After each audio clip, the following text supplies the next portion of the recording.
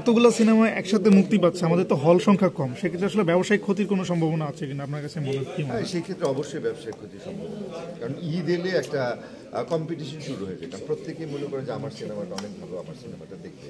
আর ঈদ এলে যেহেতু উন্মুক্ত বাজার, সেক্ষেত্রে কাউকে আপনি নিষিদ্ধ করতে পারবেন না যে আপনি হল কম, আমরা সবাই জানি হল কম, বাট হল কম আমাদের আশা অনেক বড়, তো আমরা সবাই আশাই বুক দেখে থাকি। সো এটা একটা পজিটিভ ব্যাপার যে অনেকগুলো সিনেমা রিলিজ হচ্ছে। এমনিতেই তো বলে যে হল নাই, সিনেমা নাই, হল বাড়তে পারে কিনা বা এই ধরনের মেসেজ। হ্যাঁ, এই ধরনের খবর পেয়েছি, বেশ কিছু বন্ধ হয়ে যাওয়া হল সেগুলি এবার খুলবে।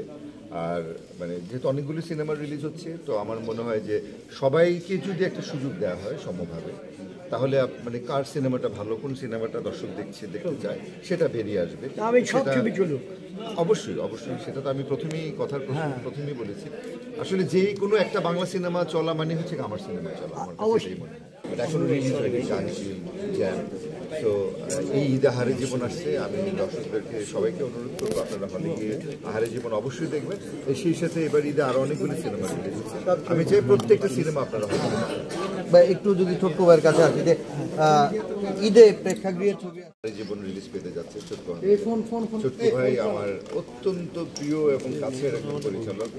আমি পরিচালক কম, বন্ধু বেশি।